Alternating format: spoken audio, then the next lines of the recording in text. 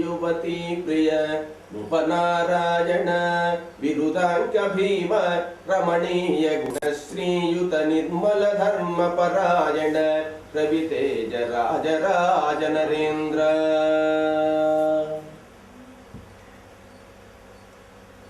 అరణ్య పర్వంలో పంచమాశ్వాసాన్ని ప్రారంభం చేస్తున్నాం. ఆ ప్రారంభంలో ఆశ్వాస ప్రారంభంలో రాజరాజ నరేంద్రుని గురించి ఇక్కడ పద్య రచన జరిగింది. మామూలుగా ఆది పర్వం నుండి కూడా నన్నయ్య భట్టారకుడు ఈ యొక్క గ్రంథాన్ని రాజరాజ నరేంద్రుడి పేరు మీదుగా రచిస్తూ వచ్చాడు. ఆయన ఉద్దేశించి రాస్తున్నాడు. అయితే ఇక్కడ అరణ్య పర్వం సగం, చతుర్థాశ్వాసం సగం అయిపోయిన తర్వాత ఎర్రాప్రగడ యొక్క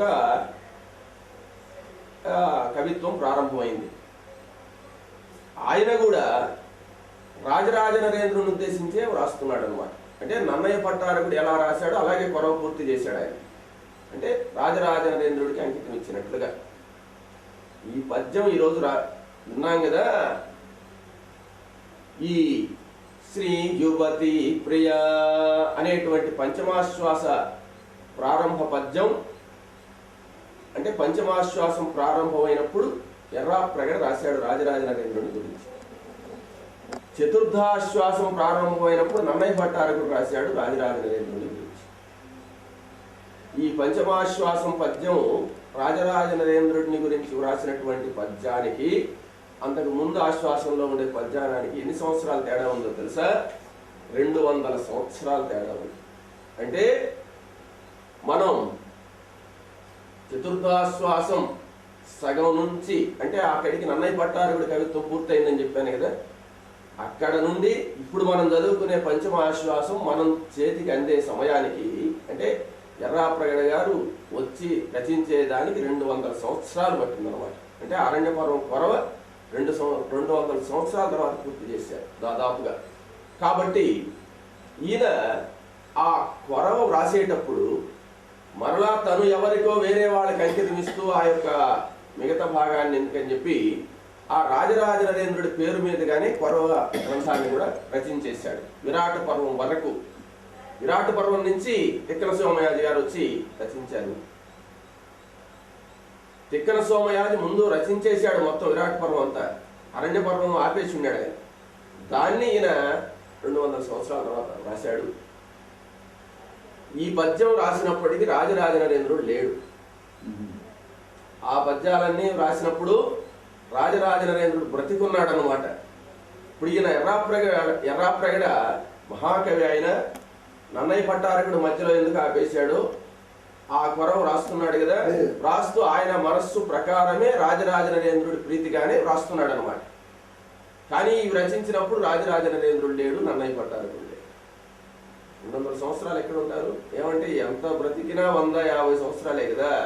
కాబట్టి ఈ పద్యం ఆయన ఉన్నా లేకపోయినా ఆయన అమరజీవిగా ఉంటాడు అనేటువంటి ఉద్దేశంతో, ఆయన మనసులో ఈ కొరవ భారతాన్ని వినాలనేటువంటి కోరిక ఉన్నదనేటువంటి ఉద్దేశంలో, నన్నయ్య భట్టారకుడికి రాయాలనేటువంటి ఉద్దేశం ఉన్నది అనేటువంటి దాంతో ఆ పేరు మీదనే ఈయన కొరవ గ్రంథాన్ని పూర్తి చేస్తున్నాడు అనమాట. అందువల్ల ఎక్కడా కూడా ఎర్రాప్రగడ రాసినట్టు ఆయన రాసుకోలేదు, నన్నయ్య భట్టు రాసినట్టే రాసేసాడు కొరవ కూడా. కాబట్టి శ్రీ యువతి ప్రియ, శ్రీ శ్రీ అంటే సంపద, రాజ్యం, ఐశ్వర్యం, ఐశ్వర్యానికి ప్రియుడైనటువంటి వాడా, ఐశ్వర్యం కలిగినటువంటి వాడా రాజరాజ నరేంద్ర. నుపనారాయణ బిరుదాంక భీమ, నుపనారాయణుడు, రాజనారాయణుడు అనేటువంటి బిరుదు ఉన్నది ఆయనకు. ఆ రాజనారాయణ బిరుదాంక భీమ, శత్రువులకు భయంకరమైనటువంటి వాడ. రమణీయ గుణశ్రీయుత నిర్మల ధర్మపరాయణ, రమణీయమైనటువంటి గుణములతో కూడినటువంటి వాడ, నిర్మలమైనటువంటి ధర్మపరాయణ ధర్మ మార్గాన్ని అనుసరించేటువంటి వాడా, రవితేజ సూర్యుడితో సమానమైనటువంటి ప్రకాశము కలిగినటువంటి రాజరాజ నరేంద్ర రాజరాజ నరేంద్ర అవతరింపుము, విను కథ చెప్తున్నానని చెప్పి నన్నయ్య పట్టు చెప్పినట్టుగానే ఎర్రాప్రగడ చెప్తున్నాడు. ఆ కథకుండు శౌనకాది మహామునులకు చెప్పినట్లు బహుభంగుల మార్కండేయుడు వివరింప పుణ్యకథ విశేషములు విని సంతుష్ట హృదయుండై కౌంతేయ పూర్వజుండు మరియు నమ్మునీంద్రునకిట్లని. ఈ విధంగా మార్కండేయ మహర్షి అనేకమైనటువంటి కథలన్నీ కూడా వినిపిస్తూ ఉన్నాడు ధర్మరాజు. ఈ కథలన్నీ కూడా వింటూ ధర్మరాజు అడుగుతున్నాడు, సమధిక దర్పదుర్జయములై నిగెడెడు ఇంద్రియముల కుదిరించి తెచ్చి మనసు పొందుననిడి మనన మనసహంకారము పజ్జకు పాపి సద్భక్తి యుక్తి నిరయగణ నిశంబు నిజ భర్తృ శుశ్రూషయందు సమాహితమైన వనిత అఖిల లోకోత్కృష్టయని ఎప్పుడు నూహిందు. మునీంద్ర, నేను ఎప్పుడూ కూడా మనస్సులో ఏమనుకుంటూ ఉంటానంటే, పతి సేవ చేసేటువంటి స్త్రీ ఇంద్రియ నిగ్రహంతో ఎన్ని కష్ట నష్టాలు వచ్చినా ఓర్చుకొని భర్తను అనురాగంగా చూస్తూ భర్తను ఎక్కువ అభిమానించేటువంటి స్త్రీలు ఈ లోకంలో చాలా గొప్పవాళ్ళు అని నా ఉద్దేశము. పతివ్రతలైన వారి చరితము అత్యంత ధర్మ సూక్ష్మంబుకరము దుష్కరముగాది తలప నిర్ధూత దురిత ఎట్లుగావున వినవేక్కయ్యే చెప్పవయ్య పుణ్యసతీ ప్రభావంబు నాకు. అటువంటి పుణ్యాత్ములైనటువంటి స్త్రీలు, అటువంటి స్త్రీల యొక్క కథ వినాలని నాకున్నది. అదీగాక ధర్మము వేరు, ధర్మ సూక్ష్మం వేరు. ధర్మము కొన్ని చోట్ల ధర్మాన్ని ఆచరించలేనటువంటి పరిస్థితి వస్తుంది. అప్పుడు ధర్మ సూక్ష్మాన్ని ఆచరించాలి. ఆ ధర్మ సూక్ష్మాలు నాకు కొన్ని తెలియజేయవలసిందని చెప్పి అన్నాడు. మరియు తల్లిదండ్రులు ఇరువురయందును పుత్ర నిమిత్తమైన ఆయాసంబు ఎవరికెక్కుడు. ఇంకొక ప్రశ్న కూడా అడుగుతున్నాడు. అంటే 2-3 ప్రశ్నలు ఒకేసారి అడిగేస్తే ఇంకా ఆయన సవివరంగా చెప్తాడు కదా అని చెప్పి అడుగుతున్నాడు. ఇప్పుడు తల్లిదండ్రులు ఇరువురయందును, తల్లి తండ్రి ఉంటారు. ఒక బిడ్డకు తల్లి తండ్రి ఇద్దరు ఉంటారు కదా, వాళ్ళిద్దరిలో పుత్రుండెట్టివాడు పుత్ర నిమిత్తమైన ఆయాసంబు ఎవరికెక్కుడు. బిడ్డ కోసంగా కష్టపడేటువంటి వాళ్ళు తల్లిదండ్రులు ఇద్దరిలో ఎవరు ఎక్కువగా బిడ్డ కోసం కష్టపడతారు అని అడిగాడు. తర్వాత ఎవరికెక్కుడు వారి ఎడల పుత్రుడెట్టివాడుగా వలయు. అట్ట కష్టపడి కన్నటువంటి ఈ బిడ్డ యందు, ఆ బిడ్డ తల్లిదండ్రుల యందు ఎలా ప్రవర్తించాలి, తల్లిదండ్రులను ఎలా ప్రేమగా చూసుకుంటే ఈ బిడ్డ జన్మ సార్థకం అవుతుంది అని అడిగాడు. హీన పుత్రుండెట్టివాడు కావలయు హీనయో నిజాతుండైన పురుషుండు ఏమిటి రంగురంబడి పరమ ధార్మికులలో కంబుబడయు. హీన జాతిలో, తక్కువ జాతిలో పుట్టినటువంటి పురుషుడు గాని స్త్రీ గాని ఏమి చేస్తే ఉత్తములు పోయేటువంటి పుణ్యలోకాలకు వెళతారు, ఆ యొక్క విషయాన్ని నాకు చెప్పవలసింది. వివరింపనీక నరకుండవరిన అమ్మహాముని అమ్మహీపతికిట్లని. అప్పుడు ఆయన చెప్తున్నాడు, ఎవరు? మార్కండేయ మహర్షి. జతనంబు మిగుల మాసములు 9 యుతరంబునన్ కరము ఫరంబు తోడ భరించి పదపడి ప్రాణ సంశయ దశ వృంది పుత్రుని గాంచును నరతల్లి. ఒక బిడ్డను కనేదానికి, బిడ్డ కలిగేదానికి ఇద్దరిలో ఎవరు ఎక్కువ కష్టపడతారు అంటే, తల్లి 10 నెలలు మోస్తుంది. నవమాసాలు 9 నెలలు మోసి ఆ 9 నెల పూర్తయిపోయిన తర్వాత కానీ 9వ నెల పెట్టిన తర్వాత కానీ నవమాసాలు మోసిన తర్వాత ఆమె కంటుంది బిడ్డను. బిడ్డను కనేటప్పుడు పరిస్థితి ఎలా ఉంటుందో తెలుసా? తన ప్రాణం ఉంటుందో పోతుందో తెలియదు. తన ప్రాణాన్ని కూడా పణంగా పెట్టి బిడ్డకు జన్మనిస్తుంది తల్లి. కాబట్టి అంత కష్టపడి కంటుంది కాబట్టి తల్లి గొప్ప. తరువాత తపం తపములు యజ్ఞముల్ దానముల్ వ్రతములు దేవతా సజ్జన సేవనములుగా వించు పుత్రుని గావించి జనకుడిట్లు ఇరువుర పాటును సరియ తలప. కాబట్టి తల్లి గొప్ప. సరే, ఇంక తండ్రి పరిస్థితి ఏమిటి? తండ్రి సంతానం కలగాలి, మంచి బిడ్డ పుట్టాలి, వాడు మంచి స్థాయిలోకి రావాలని చెప్పి అనేకమైనటువంటి ఆ తపస్సు, యజ్ఞము, దానములు, వ్రతాలు ఎన్నెన్నో చేస్తాడు. ఎంత ఆనందపడతాడో బిడ్డ పుట్టినప్పుడు. ఇక్కడ పుత్రోత్సాహము తండ్రికి పుత్రుడు జన్మించినప్పుడే అనే చెప్తున్నారు. అంటే పుత్రోత్సాహాన్ని ఎంతో ఆనందంగా పొందుతాడు ఆయన. తర్వాత బిడ్డ భవిష్యత్తును గురించి అంతా కూడా ఆలోచించేది తండ్రి. కాబట్టి తండ్రి అంత కష్టపడి కన్నదో, తండ్రి దానికంటే ఎక్కువ కష్టపడి ఆ బిడ్డ కోసం ఎంతో శ్రమ చేస్తాడు. ఎన్నో కష్టాలకు వచ్చి అనేక వ్రతాలు, యజ్ఞాలు ఎన్నెన్నో చేసి ఆయన మానసికంగా ఎన్నో చేస్తూ ఉంటాడు. కాబట్టి బిడ్డ విషయంలో తల్లిదండ్రులు ఇద్దరు కూడా సమానమేను, ఒకరు ఎక్కువ ఒకరు తక్కువేం లేదు. తన యుగని తల్లిదండ్రులు తనకునతడు భక్తుడగుటకు ధర్మానురక్తుడగుటకు ఆశపడుదురు. ఇద్దరు కూడా తల్లిదండ్రులు ఆ బిడ్డ పుట్టిన తర్వాత ఆనందంగా ఆ బిడ్డకు బారసాల చేసి పేరు పెట్టి వాళ్ళు ఏమనుకుంటారంటే, మన బిడ్డ పెరిగి పెద్దవాడయి ధర్మానురక్తుడగుట, ధర్మ మార్గంలో సంచరిస్తూ అందరిలో మంచి పేరు తెచ్చుకుని అందరికంటే గొప్పవాడుగా తయారయ్యి మనకు మంచి పేరు తెస్తాడు, తేవాలి అని చెప్పి కోరుకుంటారట. దేవుణ్ణి కోరుకుంటారు. అట్టి ఆశ సిద్ధి పొంత చేయునతడి చూవే నందనుండు. అటువంటి వాళ్ళ కోరికను తీర్చేటువంటి వాడే కొడుకు. నందనుండు, నందనుడు అంటే కొడుకు. నందనుడు అని పేరు ఎందుకు వచ్చిందో తెలుసా? నందనుడు అంటే నందము అంటే సంతోషం. తల్లిదండ్రులకు సంతోషం కలిగించేటువంటి వాడే కుమారుడు. కాబట్టి ఆనందము, నందము, ఆనందాన్ని, నందమన్నా ఆనందమన్నా ఒకటే అన్నమాట. ఆ నందాన్ని ప్రసాదించేవాడు, తల్లిదండ్రులకు ఎంతో సంతోషాన్ని కలిగించేటువంటి వాడే కొడుకు. కాబట్టి నందనుడు అని పేరు వచ్చింది. జననియు జనకుడు నెవ్వనియను వర్తనమున ప్రియంబునందు దురెద తనయుడు ధర్మము కీర్తియు సమానముగా పొందబడయున క్షయగతులన్.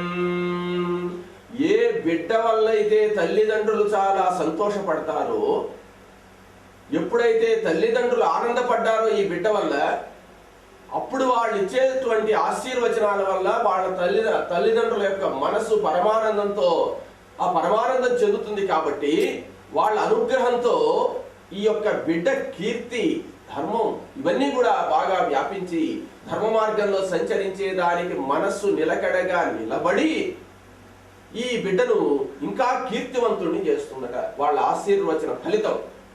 కాబట్టి తల్లిదండ్రులకు ఆనందాన్ని కలిగేయాలి అనేటువంటిది ఇక్కడ చెప్తున్నాడు.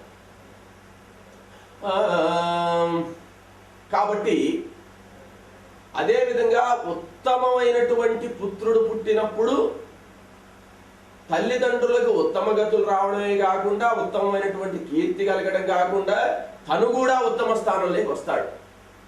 అదే కొరగా నీ కొడుకు పుట్టిన కొరగా మీయగాక తండ్రి గుణముల జరచున్. కొరగాని కొడుకు పుట్టాడనుకో, ఆ కొడుకు తను చెడిపోవడం కాకుండా తండ్రి గుణముల చెరచున్. పలానాయన కొడుకు అయ్యాయన అంటారు. ముందు ఈ ఇతని గురించి అనుకోరు. ఎవరి అబ్బాయి? పలానాయన కొడుకు అంటే ఆయన మంచోడే, ఆయన కీర్తి కూడా పోతుంది వీడి వల్ల. కొరగా నీ కొడుకు పుట్టిన కొరగా మీయగాక తండ్రి గుణముల జరచున్. చెరకుతు దవెన్ను పుట్టిన చెరకునది పెళ్ళ జరచు గదరా సుమతి. చెరుకు తీయగానే ఉంటుంది పాపం. పుట్టినప్పటి నుంచి మంచి వంశంలో పుట్టి పెరిగి తీయగా పెరుగుతాడు ఈ తండ్రి. అంటే చెరుకు గడ మాదిరి కొసలో ఈ బిడ్డ పుడతాడు. చెరుకు గడగా అని పుష్పం వికసించిందనుకో, చెరుకుతు దవెన్ను పుట్టిన, వెన్నుగాని పుట్టిందనుకో చెరకునది పెళ్ళ జరచు, చెరుకులో ఉండే తీపంతా పోతుంది అనమాట.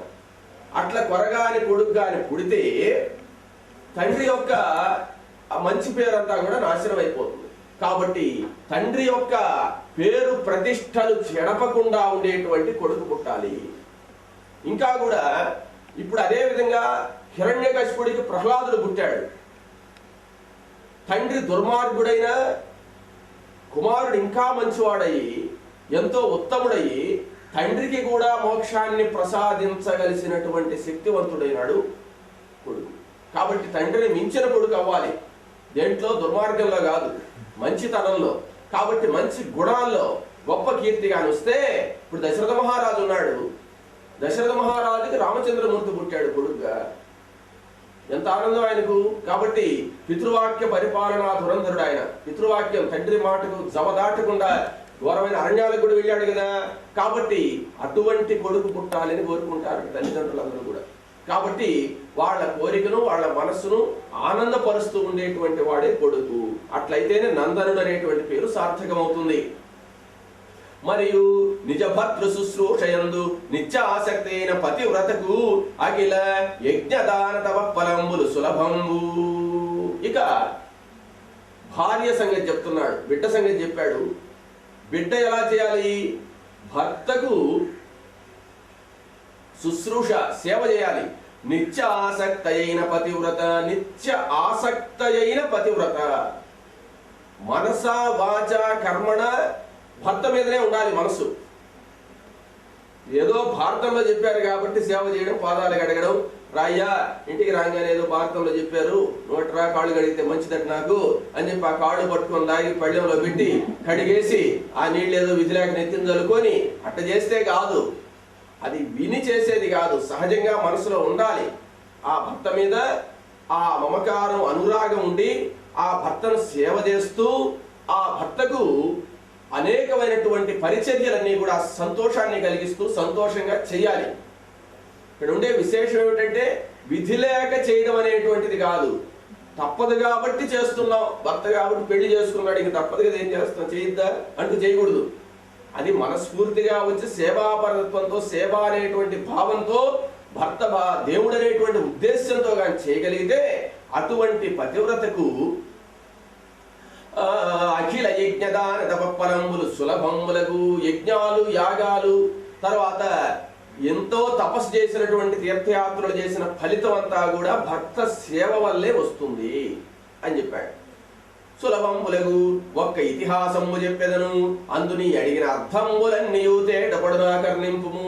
దీనికి ఒక కథ చెప్తాను విను. ఆ కథలో నీవు అడిగిన ప్రశ్నలన్నిటికీ సమాధానం వచ్చేస్తుంది. కథ చెప్తాను వినమన్నాడు. కౌశికుండను బ్రాహ్మణుండు, ధర్మ తపస్సీనుండు, సంతత అధ్యయన తత్పరుండై యొక్క విశిష్ట గ్రామం వరనుండున తండొక్కనాడు.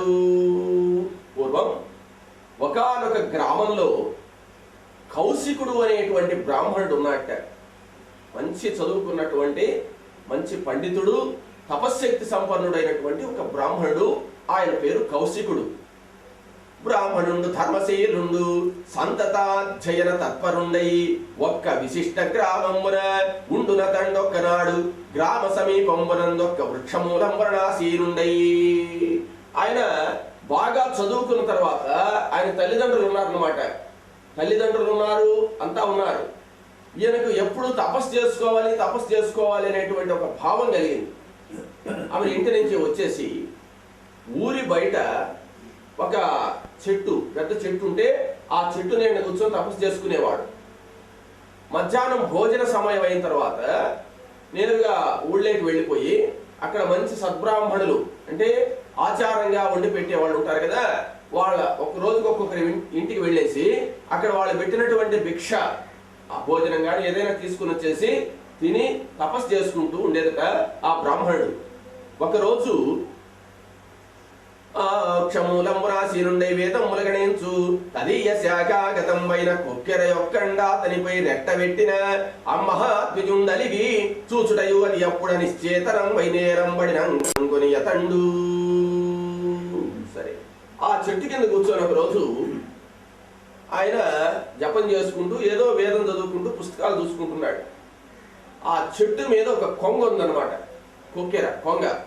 ఆ కొంగ ఏం చేసిందంటే నేరుగా ఆయన మీద రెట్టేసింది. ఆ రెట్ట పైన పడ్డది. మామూలుగా పెట్టుకునే సహజ గుణం ఏది ఏమంటే ఎక్కడైతే మనం పోయి కూర్చుంటామో అక్కడే వచ్చి రెట్టేస్తాయి అనమాట. రెట్ట వేయగానే బాగా తెల్లగా రెట్టేసేసింది. కోపం వచ్చేసింది ఆయనకి. ఇదంతా చూసి తుడుచుకోలేక చూశాడు కోపంగా. కోపంగా చూసి నా మీద రెట్టేస్తావా అన్నట్టుగా ఆ కొంగ సాయి చూశాడు. ఆ కొంగ అక్కడే భస్మం అయిపోయి కింద పడిపోయింది. అంటే శాపం పెట్టలేదినా, కోపంతో చూస్తేనే ఆ కోపానికే మండిపోయింది ఆ కొంగ. ఎంతలా తపశక్తి సంపన్నుడో చూడండి కౌశికుడు. కాబట్టి మహాద్విజుండలిగి చూచుటయు అది అప్పుడు నిశ్చేతనంబై నేలంబడి రంగనం కొనియతండు. అంటే వెంటనే నిశ్చేతనమైపోయి కింద పడిపోయింది. చూసి అక్కట నా హృదయంబు కడునక్కటికములేనిదైన నిమిత్తమ ఈ కుక్కెరనిటు చేసితి నాకెక్కడి శాంతి అని వికల హృదయుండగుచున్. బ్రాహ్మణుడి యొక్క కోపం ఎంతసేపు ఉంటుంది? దర్భ కాల్చినంతసేపు. అంటే ఉత్తమం క్షణకోపస్య మత్స్యగమం ఘటికాద్వయం అధమం అహోరాత్రంచ పాపిష్టే మరణాంతకే అని చెప్తారు కదా. ఈయన ఒక క్షణకాలం కోపంగా ఉన్నాడు, ఒళ్ళు మండిపోయింది. అంటే రెట్టేసేటట్టు కోపం ఆయనకు చూశాడు, నిశ్చేష్టదై పడిపోయింది. పడిపోయిన తర్వాత మళ్ళీ పశ్చాత్తాపడుతున్నాడు. అయ్యో నేను ఎంత పొరపాటు చేశాను, పాపం అదేం చేసింది, దాని అలవాటు ప్రకారం చేసింది, మనమే ఇక్కడ కూర్చోకుండా ఉంటే పోయేది కదా, కాబట్టి దాన్ని ఉతాగా చంపేశాను, ఎంత పాపాత్ముడు నేను అని అతను అనుకుంటున్నాడు. ఇది ఆ క్షణకాల కోపాన్ని కూడా జయించాలట. జితేంద్రియుడైనటువంటి వాడు, బ్రాహ్మణుడు అనేటువంటి వాడు ఆ కోపం కూడా రాకూడదు. కొంతమంది చెప్తారు, నేను కోపం వచ్చినప్పుడే కానీ లేకపోతే బలయ శాంతంగా ఉంటానయ్యా. నేను కోపం వచ్చినప్పుడే కదా వచ్చుకోవాలి, తర్వాత నువ్వు ఎంత బాధపడి మాత్రం లాభం లేదు. దానికే చెప్తాడు వివేకానందుడు అనుకుంటాను. వివేకానందుడు లేకపోతే ఎవరో ఒక ఋషిగా రావచ్చు. వివేకానందుడు కానీ రామకృష్ణ పరమహంస కానీ వాళ్ళిద్దరిలో ఒక చోటకి వెళితే ఇలాగే కాకి రెట్టేసింది. పోయి స్నానం చేసి వచ్చాడు. మరలా వచ్చి కూర్చుంటే మరలా వేసింది. మరలా పోయి స్నానం చేసి వచ్చేసాడు. ఏంద్రాజన ఎన్నిసార్లు వేస్తున్నా కానీ ఇలాగే చేస్తున్నాడే స్నానం అని చెప్పి ఆయనకేం కోపం రాలేదు. ఒకడు చెట్టెక్కి కూర్చున్నాడు, ఒక కొంటిగాడు అన్నమాట. ఈయన రాగానే పైన ఎంగిలి వచ్చాట. చూశాడు, సరే పోయి మరలా సరస్సులో స్నానం చేసి వచ్చాడు. మళ్ళీ ఆయన చెట్టు కిందనే కూర్చున్నాడు. ఆయన కూర్చోకుండా ఉండొచ్చు కదా, ఆయన ఇంకో చోటుకి వెళ్ళొచ్చు కదా. మరలా ఆ చెట్టు కిందకే వచ్చేవాడు. మళ్ళీ వాడు కూర్చేది. మళ్ళీ ఆయన వాడినే అనేది లేదు, పోయి మళ్ళీ స్నానం చేసి. ఈ విధంగా 10-15 సార్లు వాడు ఊచాడు. ఊచిన తర్వాత ఈయన పోయి స్నానం చేసి వస్తూనే ఉన్నాడు. ఊచేవాడికే విసుగు పుట్టిపోయి దిగొచ్చాడు. దిగొచ్చి, స్వామి మీరు ఎన్నిసార్లు నేను నిష్ఠీవనం ఈ విధంగా ఎంగిలి ఊచినా కానీ మీరు స్నానం చేస్తూనే ఉన్నారు కానీ నా మీద కోపం వచ్చి శాపం పెడతాడు అనుకుంటే ఒకసారి కూడా కోపపడలేదు మీరంటే. అప్పుడు ఆయన అన్నాడు, నాయన నువ్వు మహానుభావుడివి, నాకు ఎంత పుణ్యాన్ని కలిగించావు నువ్వు ఆ విధంగా చేయబట్టి కదా నేను ఇన్నిసార్లు పవిత్రమైన నదిలో స్నానం చేశాను. లేకపోతే ఒక్కసారే కదా నేను స్నానం చేస్తాను, ఒక్కసారి స్నానం చేసి వచ్చి కూర్చుంటాను, జపం చేసుకుంటుంటాను. నువ్వు ఇటు చేయబట్టి ఈరోజు 10 సార్లు మునిగానయ్యా గంగా నదిలో, చాలా పుణ్యంగా ఉంది ఆయన, నీ వల్ల నేను ధన్యుడైనాను అన్నట్ట. అప్పుడు ఆయన కాళ్ళ మీద పడి, స్వామి మీ ఎంత గొప్పవాళ్ళు స్వామి మీరు ఈ విధంగా అంటే. ఆ విధంగా తన యొక్క జ్ఞానంతో ఎదుటివాడిని కూడా జయించాలి, కానీ కోపంతో ఏది జయించలేవు. ప్రేమతో దేన్నైనా జయించవచ్చు, కోపంతో దేన్ని జయించలేవు. కాబట్టి ఈయన కౌశికుడు ఏమనుకున్నాడంటే, అయ్యో అని బాధపడ్డాడు. ఈయన బాధపడకపోయినా అక్కడ కొంగ పోయింది, ప్రాణం పోయింది అని. సరే పశ్చాత్తాపడ్డాడు. అడిగి భిక్షాచ పెగ్గు పంగుల వికహృదయం డగుచున్ పెగ్గు పంగుల వగచి మధ్యాహ్నం ఒకటి. చాలా బాధపడ్డాడు పాపం. బాధపడ్డ తర్వాత మధ్యాహ్నం అయిపోయి ఈయన బాధపడుతూనే ఉన్నాడు, ఆలోచిస్తున్నాడు, ఏందబ్బాయి కోపాన్ని జయించలేకపోతున్నాం అనుకుంటున్నాడు. మళ్ళీ ఉన్నటువంటి కోపం వచ్చేస్తున్నది ఆయన. చాలాసార్లు అట్టే అనుకున్నాడు పాపం కోపాన్ని జయించాలని. ఎన్నిసార్లు అనుకున్నా సమయానికి కోపం వస్తున్నది, తర్వాత పశ్చాత్తాపడుతున్నాడు, ఉపయోగం లేకుండా పోతుంది. తపస్సు అంతా ఈ విధంగా వ్యర్థమైపోతుంది అన్నమాట. కాబట్టి మధ్యాహ్నం అయింది. మధ్యాహ్నం అయిన తర్వాత మరలా స్నానం చేసి సంధ్యాది అనుష్ఠానాలన్నీ కూడా చేసుకుని గ్రామంలోకి ప్రవేశించాడు. ఆ గ్రామంలో ఆ సమయంలో పోతే అక్కడ భిక్ష తెచ్చుకొని తినేదానికి బయలుదేరాడు. ఒక పుణ్యగృహంబు వాకిడి నిలిచి భిక్షాందేహి అనుటయు నా ఇంటి యవ్వనవయు అతి సంభ్రమమున భిక్షయుటకం పాత్రశోధనము చేయనడ. ఒకనొక పుణ్యస్త్రీ, పుణ్యాత్ములుగా ఉండేటువంటి ఒక ఇంటికి పోయినటువంటి వాడై వాళ్ళ వాకిట్లో చేరి భవతి భిక్షాందేహి అన్నాడు. అమ్మా భిక్షం పెట్టమ్మా అన్నాడు. ఆమె వెంటనే ఆయనకు ఆ బ్రాహ్మణుడికి భిక్ష పెట్టేదానిగా ఒక పాత్ర తీసుకుని ఆ పాత్ర శుభ్రంగా తుడిచి కడిగి అని దాంట్లో తీసుకొచ్చి ఇస్తాము ఈయనకు భిక్ష అని చెప్పి ఆ పాత్రను శుభ్రం చేస్తూ ఉంది.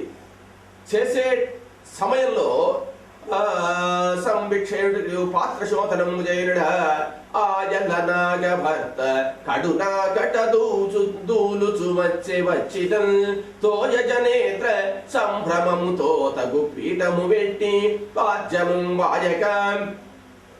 పాయక మజ్జన క్రియయు భక్తి నొనర్చి ప్రియోక్తులొప్పగా నాయన ప్రీతు చేసే రుచిరాన్నర సంబుల నింతి చెచ్చరన్. సందర్భం ఏం జరుగుతుంది? ఈయన భవతి భిక్షాందేహి అన్నాడు.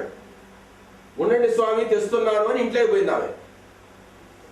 ఆ పాత్ర శుభ్రం చేస్తుంది. చేసుకునే లోపల భర్త వచ్చేసాడు ఎక్కడి నుంచి. భర్త మంచి ఆకలి మీద వచ్చాడు. ఆకలి మీద వచ్చి ఆయన నేరుగా ఇంట్లోకి రాగానే ఏం చేశాడంటే ఈ బ్రాహ్మణుని గమనించలేదు. ఆయన నేరుగా వచ్చేసి నాకు ఆకలిగా ఉంది అన్నం పెట్టు అన్నాడు. వెంటనే ఏం చేసిందంటే ఆ కడిగే గిన్నె అక్కడ పక్కన పెట్టేసి ఈయనకు కాళ్ళు కడుక్కోవడానికి నీళ్లు ఇచ్చి తర్వాత ఏమంటే కొంచెం తాగేదానికి మంచి నీళ్ళు ఇచ్చింది. ఇచ్చిన తర్వాత అయ్యా స్నానం చేసేసి భోంచేద్దు అన్నది. నేరుగా పోయి స్నానానికి నీళ్లు పెట్టింది.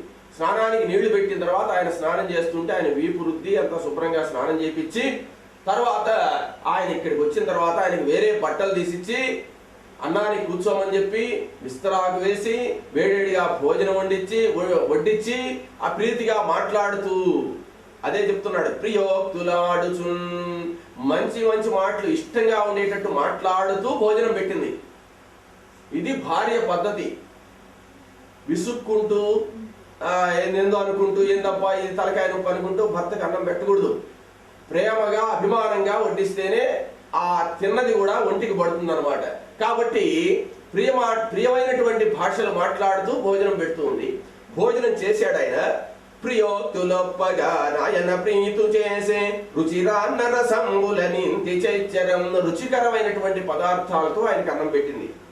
కుడి చిన్న పిమ్మటన్ కుసుమ కోమలి విస్తృత సంస్థరంబుగా నొడికపు సజ్జనేసి. కడుపు నిండా అన్నం తిన్నాడు భర్త. ఆమె ఇంట్లో ఆ పరుపు వేసింది అనమాట పండుకునేదానికి. ఆ తాంబూలం ఇచ్చింది వేసుకునేదానికి. తర్వాత తాంబూలం అంటే తాంబూలం ఇచ్చే సమయం ఇంకా ఉందిలేండి, అప్పుడే కాదు. పోయి పక్కేసిన తర్వాత పక్క మీద పండుకున్నాడు. పండుకున్న తర్వాత ఆ తాంబూలాన్ని శుభ్రంగా మన ఆ తాంబూలాన్ని సున్నము దాంట్లో వేయాల్సినటువంటి సుగంధ పదార్థాలన్నీ వేసి ఏదో విధిలేక ఇచ్చామలే తమలపాకు ఒక్క అని పీకుండా దాన్ని శుభ్రంగా చేసి దాన్ని మన కిళ్ళి అంటాం కదా ఆ విధంగా చుట్టి మరి శుభ్రంగా విడియం ఇచ్చిందనమాట. ఇచ్చిన తర్వాత ఆయన తాంబూలాన్ని వేసుకుంటుంటే తమ్ములం విడి చరణం బులొత్తి ఆయన ఆ తాంబూలం వేసుకుంటూ మాట్లాడుతుంటే ఆయన కాళ్ళు ఒత్తుతున్నది అనమాట. కాళ్ళు ఒత్తుతూ జనక్రియ భక్తిను నచ్చి ప్రియం చరణం బులొత్తి మతిరేక్షణ ఇంతటిలో తలంచే మున్నడరగ భిక్షకై నిలిచినట్టి మహీసుర ముఖ్యుడాత్మలోన్. కాళ్ళొత్తుతూ కూర్చోంది. ఆయన ఏదో మాట్లాడుతూ ఉన్నాడు. ఇప్పుడు మన వాళ్ళైతే కాళ్ళు కాదులేండి, ఇంకొకరు ఇంకా పైకి పోయి గొంతు దాకా పోతారు, అక్కడ వచ్చేస్తారు అనమాట. కాబట్టి పతి సేవ అలా చేయాలి. ఏమంటే ఆ విధంగా చేసింది కాబట్టి ఆ మహాతల్లి యొక్క మహత్యం తర్వాత చెప్తాడు. ఆ విధంగా భర్త సేవ చేస్తూ ఆ పాద చరణాలు ఒత్తుతూ అప్పుడు గుర్తొచ్చాడు ఈ బ్రాహ్మణుడు. పాపం ఆయన వాకిట్లో నిలబడే ఉన్నాడు. భిక్ష తెస్తున్నాను స్వామి అంటూ లోపలికి పోయింది. ఇంకా రాలేదంటే ఎంతసేపో చూశాడు ఈయన. చూసి ఇంకా స్నానం చేసి భోజనాలు చేసి పండుకొని కాళ్ళు ఎంతసేపు పట్టి ఉంటుంది. ఒక గంట సేపు నిలబడే ఉన్నాడు. నిలబడిన తర్వాత ఆయన వెళ్ళిపోలేదు, నిలబడుకొని ఉన్నాడు. తెస్తున్నానని చెప్పింది కదా, చూసి నిలబడే ఉన్నాడు. అప్పుడు గబక్కని గుర్తొచ్చాడు. గబగబ లేచి భిక్ష తీసుకుని బయలుదేరి వచ్చింది వాటికి. వస్తే ఇట్లు తలంచి భిక్ష కొను చూదను దించిన మగువను చూచి ఆ కౌశికుండు రోషరంజితలోచనుండగుచు, మనవాడికి మొదలే ఎంత కోపమో మనకు తెలుసు. ఇందాకనే ఒక కొంగ కూడా ఆ రెట్టేస్తే చూస్తేనే కాలిపోయింది ఆ కొంగ. అటువంటి వాడు ఈ ఆలస్యం చేస్తే ఎట్లుంటుంది ఇంకా చూశాడు.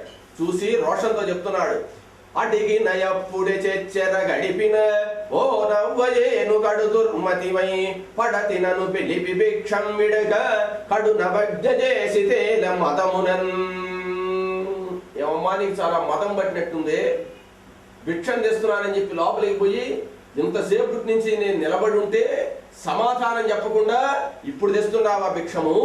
లేదు పొమ్మంటే వెళ్ళిపోనా, ఈ సమయానికి ఇప్పుడే వెళ్ళిపోనా, నేను మా ఇంట్లో లేదంటే ఇప్పుడు అప్పుడే వెళ్ళిపోయేవాడిని కదా, ఇంతసేపు ఎందుకు నిలబెట్టడం అని నా పతివ్రత తిలకమాతనికి ఇట్లను అయ్యా మత్ప్రియుండు అనుపామిత క్షుదా కలితుడై చనుదెంచిన భక్తిన మహాత్మునకు సపర్యజేయుచు మిముల్ మదిలో నదలంప చాలరైతి నిధియు తప్పుగా గొనక ధీరతయొప్ప సహింపగాదగున్. మహానుభావ, నీకు తెలిసినటువంటి విషయమే కదా, నేనే కావాలని మీకోసం ఆలస్యం చేయలేదు.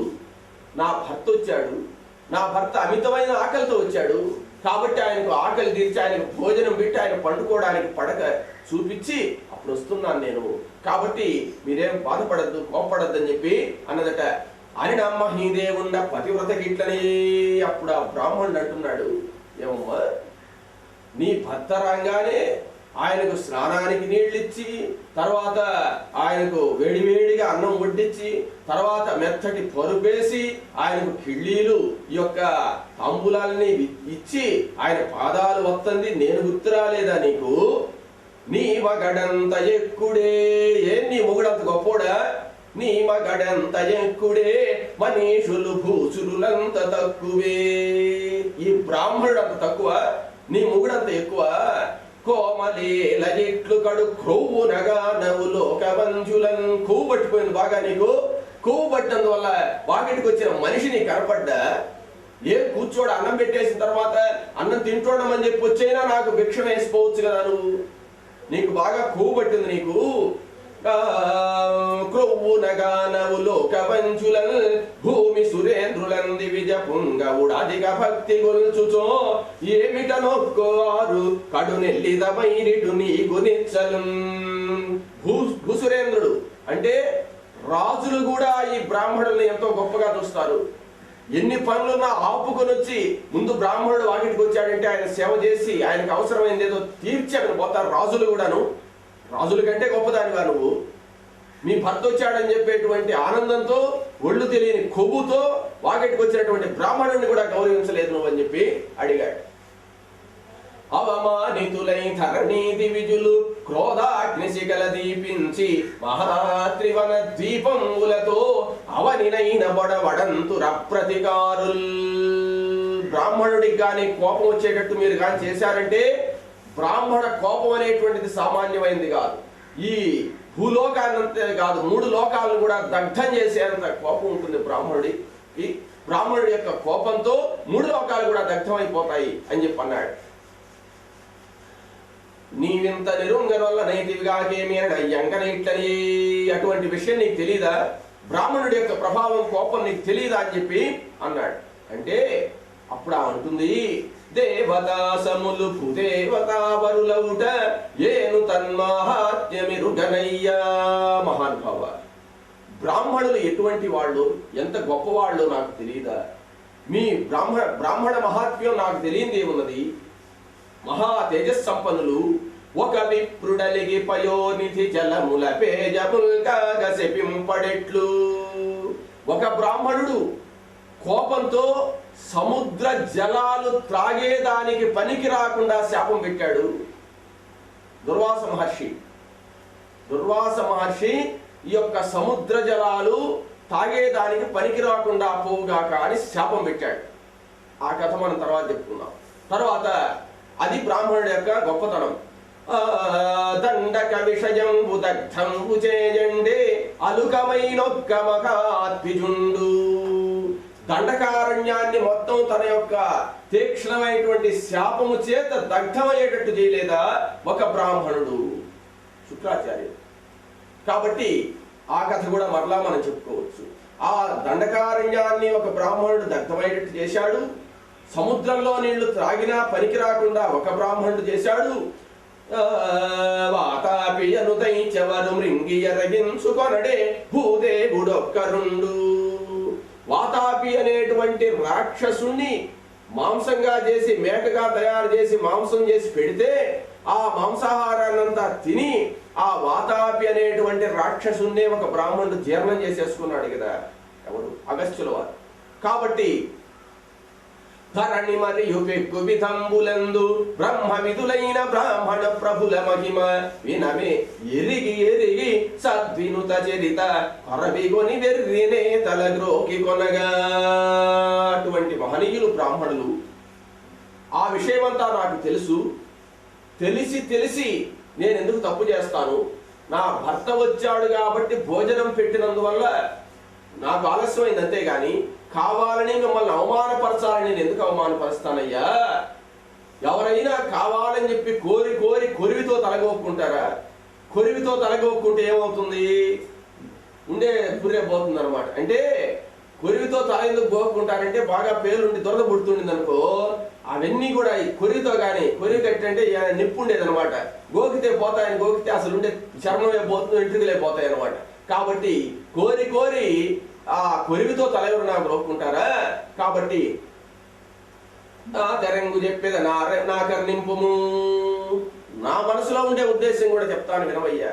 ఏమిటంటే పతియచు వినా పాలికి పరమదైవము. నాకు నా భర్తే పరమదైవం. నా భర్త తర్వాతే ఎవరైనా. మేను వాంగ్మన క్రియల దగ్ధితమజపుడు కోరియొనరింతు. వాక్కు చేత, మనస్సు చేత, శరీరం చేత నేను నా పతిని తప్ప కొరవ ఎవరిని కూడా పూజించను, అర్చించను. ఒకవేళ అర్చించినా నా భర్త తరువాతే ఎవరైనా గౌరవించాలంటే, నా భర్తను కాదని చెప్పి, అంటే నా భర్త ఇప్పుడు ఆకలితో వచ్చాడు కదా, అంటే నా భర్త ఆకలితో వచ్చినప్పుడు నా భర్త ఆకలి తీర్చకుండా ఎవరైనా సరే, బ్రాహ్మణుడు కానీ ఆకలికి దేవుడు వచ్చినా సరే నేను పెట్టేది నా భర్తే నాకు ముఖ్యం అని చెప్పి అన్నది.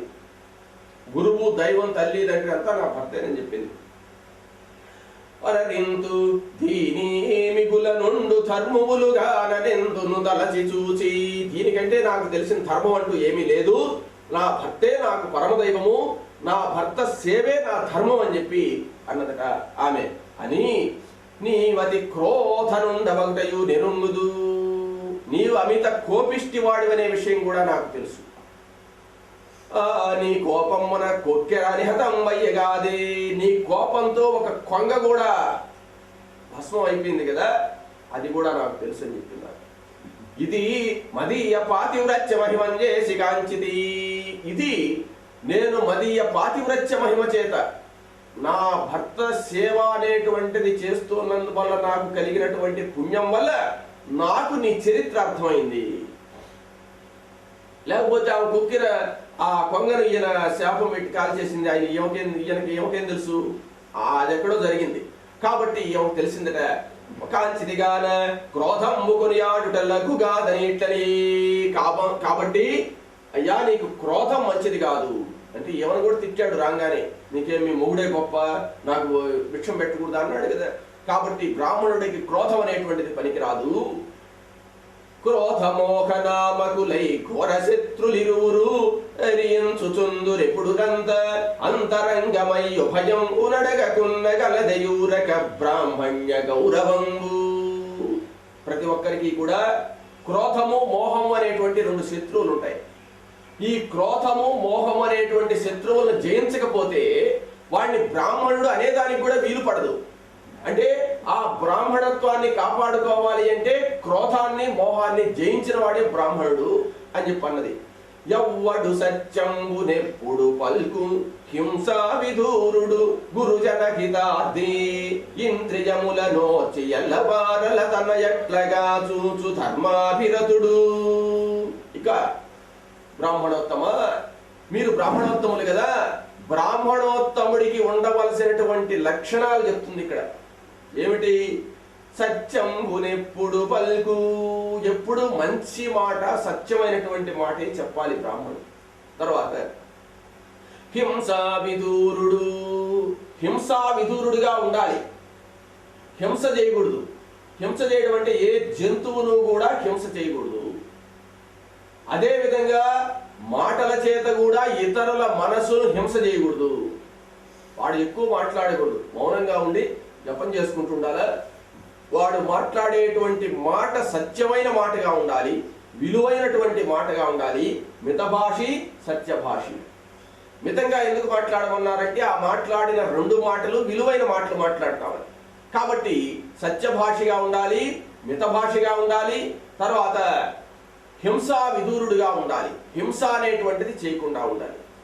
గురుజన హితార్థి, గురువులుగా ఉండేటువంటి వాళ్లకు మేలు చేయాలి. గురువులు అంటే ఎవరు? తల్లి తండ్రి, తర్వాత చదువు చెప్పినటువంటి గురువు, తర్వాత కులంలో ఉండేటువంటి పురోహితుడు, ఇక మనకు ఏ విధమైనటువంటి విద్య నేర్పించిన వాళ్ళైనా మనకు గురువులే. అటువంటి వాళ్ళందరికీ మేలు చేయాలి. ఇంద్రియముల నోచి ఎల్లబారల తన ఎట్లగా చుచు ధర్మాభిరతుండు. అందరినీ మనతో సమానంగా మంచిగానే చూడాలి, కానీ ప్రతి ఒక్కడిలో ఉండేటువంటి మంచిని గ్రహించేటట్టుగా ఉండాలి. కానీ వాడి యొక్క తప్పును ఎత్తి చూపుతున్నాడంటే వాడు బ్రాహ్మణుడే కాదు అని చెప్పి. ఏమంటే బ్రాహ్మణత్వం ఉండేటువంటి వాడికి ప్రతి ఒక్కరిలో మంచే కనపడాలి, కానీ చెడ్డ కనపడకూడదు. చెడ్డ కనపడుతుంది అంటే వీళ్ళు చెడ్డ ఉందని అర్థం, అంతే కదా. కాబట్టి ఆ చెడ్డ అనేటువంటిది ఈ క్రోధం వల్ల, కామం వల్ల, మోహం వల్ల ఇది వాళ్ళలో చెడ్డ కనపడుతుంది. నీకు వాళ్ళలో ఉండే మంచి కనపడడం లేదంటే నీ భావం మాయ అనేటువంటి దాంట్లో కప్పబడి ఉంది. కాబట్టి ప్రతి ఒక్కళ్ళలో మంచి అనేటువంటిది ఉంటుంది. ఆ మంచిని గ్రహించి చూడగలగాలి. అందరిలో అందరినీ కూడా మన మాదిరే భావించుకోవాలి. తర్వాత కామంబు తగలండు కర్మంబులారును సముచిత సంప్రయోజ్యతను నచ్చు. ఇక కామంబు తగలండు, కామం, కామం అంటే కోరిక. కోరిక అంటే ఏ కోరికైనా కావచ్చు. స్త్రీ వ్యామోహం కావచ్చు, తర్వాత వస్తువులు కావాలని కావచ్చు, ఆస్తులు కావాలని కావచ్చు, ధనం కావాలి, ఏదైనా సరే కోరిక. ఆ కోరికలన్నింటినీ కూడా జయించుండాలి. దేని మీద మమకారం ఉండకూడదు, కోరిక ఉండకూడదు. తర్వాత కర్మం బులారును, 6 విధాలైనటువంటి కర్మలు కూడా చేయించగలిసి ఉండాలి. 6 విధాలైన కర్మములు ఏమిటి అంటే, తర్వాత యజనము యాజనము. యజ్ఞము, బ్రాహ్మణుడు అనేటువంటి వాడు యజ్ఞము చెయ్యాలి, చేయించాలి. తాను చేయించడమే కాదు, ఎప్పుడు వాళ్ళ ఇతరుల చేత చేస్తుండడం కాదు, తను కూడా చేయాలి, ఆచరించాలి, ఆచరింప చెయ్యాలి. తర్వాత స్వాధ్యాయం అంటే వేదాన్ని చదువుకోవాలి, నేర్చుకోవాలి, ఇంకొకరికి చెప్పాలి. అంటే తాను చదువుకున్నది ఇంకొకరికి నేర్పించాలి. చదువుకోవడమే కాదు, చెప్పడం కూడా తెలిసి ఉండాలి. యజ్ఞం చేయించడమే కాదు, తను కూడా చెయ్యాలి. ఇప్పటికి ఎన్నైనా 4 అయిపోయినాయి కదా. 4వది, 5వది ఏమిటంటే దానము. దానం చెయ్యాలి, దానం తీసుకోవాలి. అంటే ఎప్పుడు దానం తీసుకోవడమే కాదు, తను చేసేది కూడా తెలిసి ఉండాలి. కాబట్టి దానము, ప్రతిగ్రహం 2 తెలిసి ఉండాలి. ఈ 6 గుణాలు బ్రాహ్మణుడిలో ఉండాలి. కాబట్టి ఈ 6 విధానాలను కూడా తెలుసుకొని ఆచరించాలి. తర్వాత సముచిత సంప్రయోజ్యతను నర్పునట్టి పుణ్యాత్ముని అనగు బ్రాహ్మణుడని అనిశంభు కీర్తింతురమరవర్యులు. అటువంటి వాణ్ణి బ్రాహ్మణుడు అనే పేరుతో దేవతలు కూడా కీర్తిస్తారట. అర్జవంబు శమము అధ్యయనంబును పరమధనము సువ్వే బ్రాహ్మణునకు. బ్రాహ్మణుడికి కావలసిన ధనం, సంపాదన ఏందో తెలుసా? ఏమేం కావాలి అంటే, నాకు ఇదిగో ఆ సంపద కావాలి, ఈ సంపద కావాలి, బంగారు కావాలి, వెండి కావాలి, ఇవన్నీ కోరుకుంటా. అవి కాదట బ్రాహ్మణుడికి సంపద. ఆర్జవము, ఆర్జవము అంటే రుజు ప్రవర్తన. రుజు ప్రవర్తన అంటే శీలం, ఎటువంటి దోష భూయిష్టం లేనటువంటి ప్రవర్తనతో ఉండాలి బ్రాహ్మణుడు. తర్వాత శమము, శమము అంటే అంతరింద్రియ నిగ్రహం. అంతరింద్రియ నిగ్రహము అంటే ఇంద్రియాలన్నింటినీ కూడా నిగ్రహించుకోవాలి. ప్రతి దాని మీద ఆశ లేనట్టుగా పైకి నటించడం కాదు. అసలు ఆశ అనేది ఉండకూడదు కడుపులో కూడా. లే కదా. కాబట్టి ఇంద్రియ నిగ్రహం అంటే ఇప్పుడు ఒక వ్యక్తి మీద కోపం వచ్చింది అనుకోండి, మహా కోపం వచ్చేసింది, వాడిని తిట్టాలి కానీ తిట్టడు. ఎందుకు? భారతంలో చెప్పారు కదా తిట్టకూడదని, అందుకని తిట్టడంతే. కడుపులో మాత్రం ఉడికిపోతుంటుంది అనమాట. ఏమంటే ఆ స్వామివారు చెప్పాడు కాబట్టి నిన్ను తిట్టలేదు కానీ, లేకపోతేనా ఆయన చెప్పకుండా ఉంటేనా అంటాం. అంటే ఆ చెప్పాం కాబట్టి ఆ పైకి వచ్చే మాటను ఆపి ఇంకొక విధంగా చెప్పాం, అంతేగాని లోపల ఉంది, అది లోపల మాత్రం ఆ కోపం అనేది ఉంది, అక్కడ ఉండకూడదు అంటాడు. అది శమం అంటే. ఆ యథార్థమైనటువంటి తన కోపమే తన శత్రువు, మనకి వేరే శత్రువు ఏం లేదు, తన కోపమే తన శత్రువు. కాబట్టి కోపం అనేటువంటి శత్రువును ముందు సంహరించాలి. కోపం అనే శత్రువును సంహరించినప్పుడు అందరూ మంచివాళ్ళే కనపడతారు. కాబట్టి అర్జవంబు శమము అధ్యయనంబును, జయించాల్సింది పైకి కాదు, కడుపులో లేకుండా జయించేసేయాలి. లేచినప్పుడు ఏముండదు, అసలు ఏం శమం అనేటువంటిది అది. కాబట్టి అంతరింద్రియ నిగ్రహం అంటారు దాన్ని. తర్వాత అధ్యయనం. అధ్యయనం అంటే వేదాభ్యాసం చేయాలి. వేదాన్ని చదివితేనే బ్రాహ్మణత్వానికి బ్రాహ్మణుడు అనాలి. కాబట్టి వేదాన్ని పరిశుభ్రంగా చదువుకోవాలి. పరమథనము చూవే బ్రాహ్మణునకు, వేదం చదువుకోవడం, అంతరింద్రియ నిగ్రహము, సత్శీలం, ఇవట బ్రాహ్మణుడికి కావాల్సిన సంపదలు. డబ్బు, ధర్మగతికి నివియ తగు సాధనంబులు, వేద నిహిత ముఖ్య విధులు నిర్ణయ, ఇవి బ్రాహ్మణుడు సంపాదించుకోవాల్సినటువంటి ఆస్తులు. ఈ ఆస్తులు లేకుండా ఎంత ఆస్తి సంపాదించినా వ్యర్థమేను అని చెప్పి అన్నది తామే. ధర్మంబు బహుమార్గ దృష్టం వై సూక్ష్మం వయ్యుండు. ధర్మం అనేటువంటిది మనం తెలుసుకోలేము. ధర్మం అనేటువంటిది అనేక విధాలుగా ఉంటుంది, సూక్ష్మంగా ఉంటుంది. ధర్మ సూక్ష్మాలు చాలా ఉంటాయి. నీవు కేవల స్వాధ్యాయపరుండవు, నీవు కేవలం చదువుకున్నావు అంతవరకే, నీకేం ధర్మ సూక్ష్మాలు కానీ ఏమీ తెలిసినట్లేదు నీకు. కాకపోతే చదివేశావు, మొత్తం పుస్తకం అంతా, వేద పుస్తకం అంతా చదువుకున్నావు అంతవరకే. కాబట్టి నీకు ధర్మ సూక్ష్మతైరుంగవు, ధర్మ సూక్ష్మాలు నీకేం తెలిసినట్లేదు మహానుభావా నీవు. కావునంతడయక మిథిలా నగరం మురగరుగుము. కాబట్టి నువ్వు నేర్చుకోవాల్సింది చాలా ఉన్నది. నువ్వు ఇక్కడి నుంచి మిథిలా నగరానికి వెళ్ళు. మిథిలా నగరానికి వెళ్ళి అందు జితేంద్రియుండును సత్యవాదియు మాతాపితృభక్తుండును అయిన వాడు ధర్మవ్యాధుండను కిరాతుడు నీకు నకిల ధర్మం బులిరింగించు. నీవు నేరుగా మిథిలా నగరానికి కానీ వెళితే, మిథిలా నగరం అంటే జనక మహారాజు పరిపాలించే రాజ్యం. జనక మహారాజు అంటే ఎవరు? సీతాదేవి తండ్రి. ఆ సీతాదేవి తండ్రి పరిపాలన చేసేటువంటి ఆ మిథిలా నగరానికి నువ్వు వెళితే అక్కడ ధర్మవ్యాధుడు అనేటువంటి ఒక కిరాతుడు ఉన్నాడు. ఆ కిరాతుడి పేరు ధర్మవ్యాధుడు. కిరాతుడు అంటే బోయవాడు. ఒక బోయవాడు ఉన్నాడు. ఆ బోయవాడి దగ్గరికి నీవు వెళితే ఆ ధర్మవ్యాధుడు ఎటువంటి వాడంటే సత్యవాదియు జితేంద్రియుండును. సత్యవాది, అబద్ధం చెప్పడు. జితేంద్రియుడు, ఇంద్రియాలను జయించిన వాడు. తర్వాత మాతా పితృభక్తుడు, తల్లిదండ్రుల యందు విపరీతమైన భక్తి శ్రద్ధలు కలిగినటువంటి వాడు.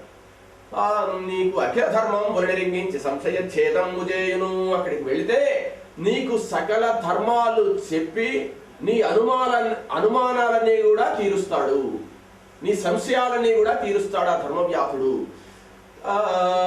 సంశయ ఛేదము చేయు నాదశం ప్రసన్నుడవగునది, వనితలకు పరిజ్ఞానము లేదుగావున వారిట్టి అపరాధము చేసినను సహింపవలయు గదానిడ కౌశికుండిట్లని. కాబట్టి మహానుభావ, మీరు ఆ ధర్మవ్యాధుడి దగ్గరికి వెళితే సకల సంశయాలు కూడా తీరిపోతాయి.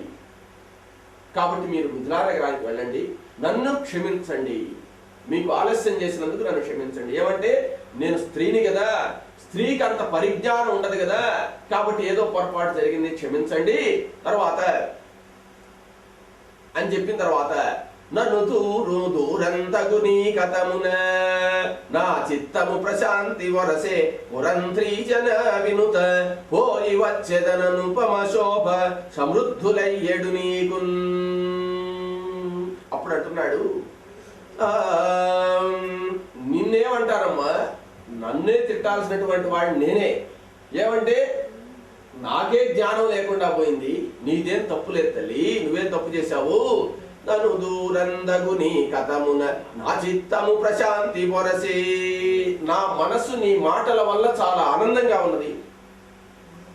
పురంధ్రీ జన వినుత ఓ ఈ వచ్చేద పుణ్య స్త్రీల చేత పొగడబడేటువంటి దాన, నీవు అనుపమ శోభ సమృద్ధులయ్యేడు, నీకు ఎల్లప్పుడూ కూడా శోభనాలు అంటే పరిశుభ్రమైనటువంటి మనస్సుతో నువ్వు ఉన్నావు కాబట్టి, ప్రశాంతమైనటువంటి మనస్సుతో భర్త సేవ చేసుకుంటున్నావు కాబట్టి నీకు అన్ని శుభాలు కలుగుగాక అని చెప్పి ఆశీర్వదించాడు. ఆయన ఆశీర్వదించి నీకున్నని అక్షరం భయం మహాద్విజుండు ధర్మవ్యాస దర్శనరాల సుందై గదలి. ఆమె చెప్పిన ప్రకారంగా ధర్మవ్యాధుడిని చూడడానికిగా మిథిలా నగరానికి బయలుదేరాడు. మిథిలా నగరానికి బయలుదేరితే ఎందుకు బయలుదేరాడు? ఏమో చూసావా ఈ పతివ్రతకు ఎంత శక్తి ఉన్నదో, నేను ఎక్కడో ఊరి బయట ఉండేటువంటి చెట్టు కింద కూర్చుని ఆ కొంగను చూసినప్పుడు ఆ కొంగ స్పృహ తప్పి పడిపోయి నా యొక్క కోపాగ్నికి భస్మం అయిపోయిందనేటువంటి విషయం ఇంట్లో కూర్చున్నటువంటి ఈ మహాపతివ్రతకు తెలిసింది. ఈ పతివ్రత మరలా ధర్మవ్యాధుడున్నాడు అక్కడ కిరాతుడు, ఆ బోయవాడు చెప్తాడు నీకు అన్ని చెప్తుంది, ఆయన ఎటువంటి వాడో చూస్తాము అని మిథిలా నగరానికి బయలుదేరాడు. పోతే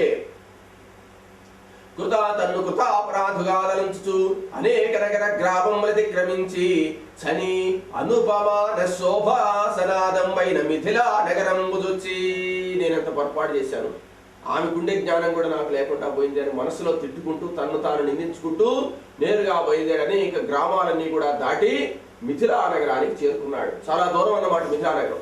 ఆ మిథిలా నగరానికి చేరుకుని రాజమార్గం దర్శి, ఆ రాజమార్గంలో మిథిలా నగరంలో టౌన్ లో పోతున్నాడు, రాజమార్గంలో పోతున్నాడు. అచ్చడి జనములు ధర్మవ్యాధుంటున్న అతనడిగి వారి రింగింపరడేగి, అక్కడ వాళ్ళు ఏదో అడిగాడు. చూడండి ఎక్కడ ధర్మవ్యాధుడు ఉండేది ఏమిటి అని చెప్పి, ఏదైనా మనకు తెలియకపోతే అడిగి తెలుసుకొని పోవాలి, లేకపోతే ఎట్టంటే అటు పోయినాం అనుకోండి ఈ ధర్మవ్యాధుడు ఈయనకు తెలియదు. ధర్మవ్యాధుడు అన్నారు, ఒక కిరాతుడు అని చెప్పింది ఆమె. అనేక మంది కిరాతులు ఉన్నారు అక్కడ, అనేక మంది పోయేవాళ్ళు ఉంటారు, వాళ్ళలో ధర్మవ్యాధుడు ఈయనకు తెలియదు కదా, అడిగితేనే కదా తెలుస్తుంది. కాబట్టి దారిలో ఉండేవాడిని అడిగాడు, అయ్యా నేను పరాయి గ్రామం నుంచి వచ్చాను, ఇక్కడ నాకు కొత్త, నీవు ఇక్కడ ధర్మవ్యాధుడని ఆయన ఉన్నట్టు ఎక్కడ అని చెప్పంటే అందరూ కూడా చెప్పారు. ధర్మవ్యాధుడి పేరు అందరికీ తెలుసు అనమాట. అయ్యా పలానా చోట ఉంటాడు పోండి అని చెప్పాడు. పోతే అటేగి ముందట అల్పమృగమాంసఖండంబులంగడి మజరించి అమ్ముచున్నవా అని అనవరత విక్రయాగత జన సభావృతున కిరాతుంగని. నేరుగా పోతే మార్కెట్ స్థాయి చూపించారు వాళ్ళు. ఏం మార్కెట్? మాంసం అమ్మే మార్కెట్. అక్కడ చేపలు మాంసము ఇవన్నీ ఉన్నాయన్నమాట. అక్కడికి మామూలుగా అయితే ఈ బ్రాహ్మణుడు అసలు పోడు కదా, కానీ ఈ ధర్మవ్యాధుడితో అవసరం ఉన్నది కాబట్టి అక్కడికి పోయాడు. అక్కడికి పోతే ధర్మవ్యాధుడి మాంసం అంగడి అన్నమాట. ఆ మాంసాన్నంతా మృగ మాంసాన్నంతా ముక్కలు ముక్కలు చేసి అక్కడ పెట్టుకొని అమ్ముతున్నాడు ఆయన. అమ్ముతుంటే ఆ ధర్మవ్యాధుడు అమ్మేటువంటి మాంసాన్ని స్వీకరించడానికి చాలా మంది వచ్చున్నారు, క్యూలో నిలబడి ఉన్నారు. ఈయన ఖాళీ లేదు, ఆ మాంసం అమ్మడం తూక వేయడం అమ్మడం చేస్తున్నాడు. చూశాడు, చూసి కిరాతుంగని అతి జుగుప్సితంపైన సూనాపడం ముసేరణలకు తొలంగి యొక్క ఎడ నుండెనంత జిగుప్సాకరంగా ఉంది ఆ మాంసము. అదంతా చూస్తే ఆయనకు అదొక విధంగా ఉందన్నమాట.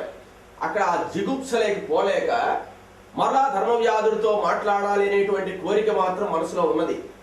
నేరుగా పోయి ఆ మాంసఖండాలన్నీ ఉండే దగ్గరికి పోయి ఆయనతో మాట్లాడడం ఇష్టం లేక ఎడంగా నిలబడున్నాడు. తర్వాత మాట్లాడదామలే, ఈ అంగట్లో రెష్ దగ్గర పాటు పోదామలే అని చెప్పి ఎడంగా ఆ మార్కెట్ బయట నిలబడి ఉన్నాడు అనమాట.